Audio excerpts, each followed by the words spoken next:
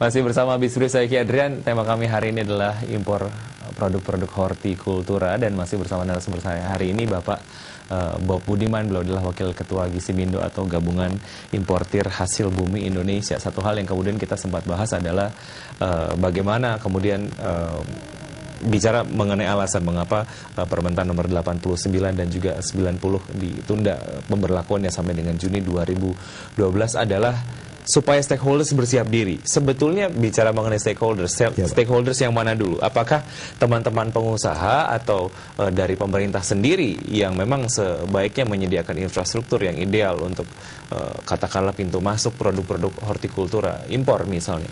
Kalau kami dari teman-teman pengusaha sebagai stakeholder, kami dari pertama berdagang juga sudah punya cold storage sendiri, Pak. Kemudian kalau jika Bapak masuk ke Carrefour atau All Fresh atau Total Buah yang ada di Jakarta dan sebagainya, jika Bapak melihat di dalam toko mereka ada pendingin, Pak. Itu suhunya harus di bawah 15 derajat. Sekali lagi mengulang untuk mengurangi, memperlambat metabolisme daripada pembusukan.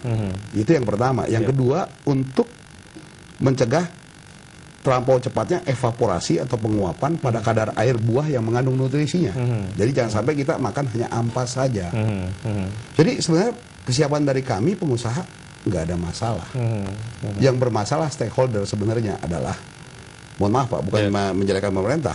Karena dalam hal ini adalah sekarang saya bertanya, PT Pelindo itu kan di bawah BUMN, Pak.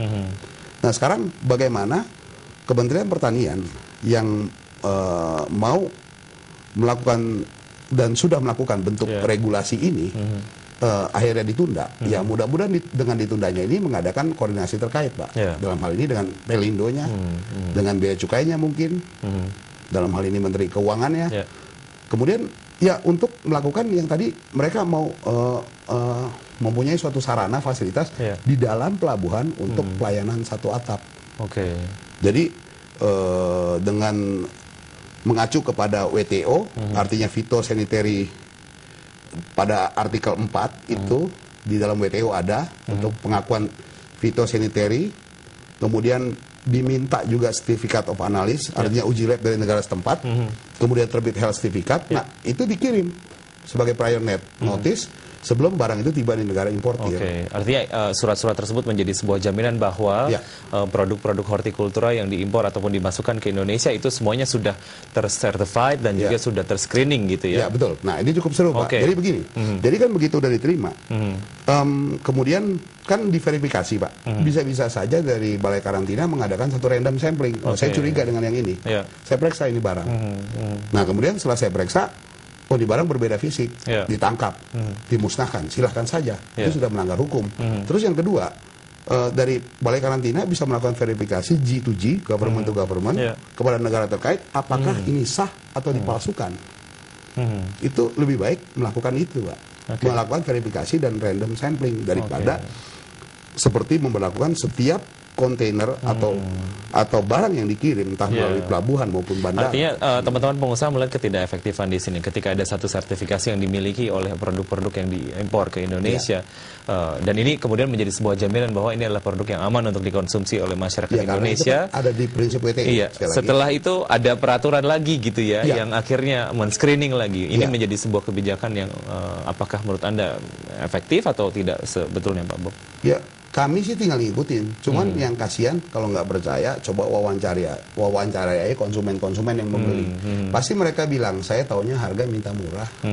Jadi kan konsumen selalu minta harga yang murah dan murah. Jadi jangan sampai harga jual akhir kepada konsumen menjadi harga jual yang berbiaya tinggi. Intinya ke sana saja Pak. Jadi sekali lagi ya selama 3 bulan ini, saya rasa lebih baik ya agar supaya Priok itu betul-betul dibuat sebagai betul-betul pelabuhan, tinggal nambah sedikit-sedikit ke Pak laboratorium dan sebagainya. Kalau umpama PT Pelindo tidak sanggup mengeluarkan dana, saya sih punya saran, ya kan umpama ya ditenderkan saja, ada nggak swasta yang mau? Pasti mau Pak, karena itu uang Pak. Untuk sebulan aja, jika nih Pak, ini mimpi saya, ini egoisme saya, artinya Priok aja yang dibuka. Karena Priok itu untuk sentra-sentra pemasaran di Jawa Barat, Pak. Kalau Jawa Timur sudah jelas nolak karena itu sentra pertanian. Belum lagi untuk perhubungan laut mau ke Makassar atau mau kemana, itu mereka sudah punya rute tetap. Kalau kita lihat dari nilai ekonomisnya, kita bicara mengenai pelabuhan Tanjung Priok lah ya. Iya, Pak. Ketika akhirnya akan dibuat fasilitas laboratorium, kemudian kita bandingkan dengan pelabuhan Tanjung Perak, Iya, Pak. Infrastrukturnya kemudian belum terlalu ideal. Tadi Anda juga sempat menyebutkan bahwa fasilitas colokan untuk banyak truk yang memang di dalamnya adalah produk-produk hortikultura belum terlalu banyak, dan akhirnya dilengkapi dengan fasilitas laboratorium. Lebih hemat mana sebetulnya? Apakah Tanjung Priok atau Tanjung Perak nantinya? Ya, nggak ada yang lebih hemat sih, Pak. Sebenarnya ya dari dalam hal melengkapi fasilitasnya nanti. Ya jelas lebih ke Priok dong, Pak. Karena kan sekali lagi di Jawa Barat kita infrastruktur juga terbaik kayaknya, Pak, dari provinsi lain ya, Pak ya. Kemudian untuk transportasi perhubungan lautnya Bapak bisa lihat sendiri kok, Pak, Merak, Bakahuni dan sebagainya. Itu untuk daerah ke Sumatera, belum ke Kalimantannya. Bapak tanya aja dengan INSA, yaitu Asosiasi Pelayaran. Betul tidak, banyak sekali rute-rute di dalam negeri mengarah dari dan ke Jakarta, Tanjung Priok, dibandingkan dengan Surabaya. Belum lagi yang saya katakan pendingin ini ada titik colok di Priok 700. Saya baru buka cabang, Pak, di Surabaya dari minggu lalu. Saya melihat di sana, saya dengar katanya cuma 400 titik, Pak. Nah, jadi di situ kan terlihat perbedaannya, Pak. Jadi sebenarnya ya tinggal ya saya berdoa aja, Pak, kepada yang Maha Kuasa di atas ya agar Prioknya dibuka juga, Pak. Ya sebenarnya sih kalau dari Permentan 89/90 dikembalikan ke 89 ke 37, 90 ke 18, itu tidak akan menimbulkan gejolak pemerintah daerah yang ada di provinsi, Pak. Apakah memang ada satu pengalaman traumatis sehingga membuat pemerintah kita harus menjaga pintu masuk, ataupun misalnya kita harus melakukan pengamanan berlapis-lapis gitu ya? Kita akan bahas setelah jeda berikut ini, Pak. Baik, Pak. Ya, baik, pemirsa, kami akan segera kembali setelah jeda berikut. Jangan kemana-mana.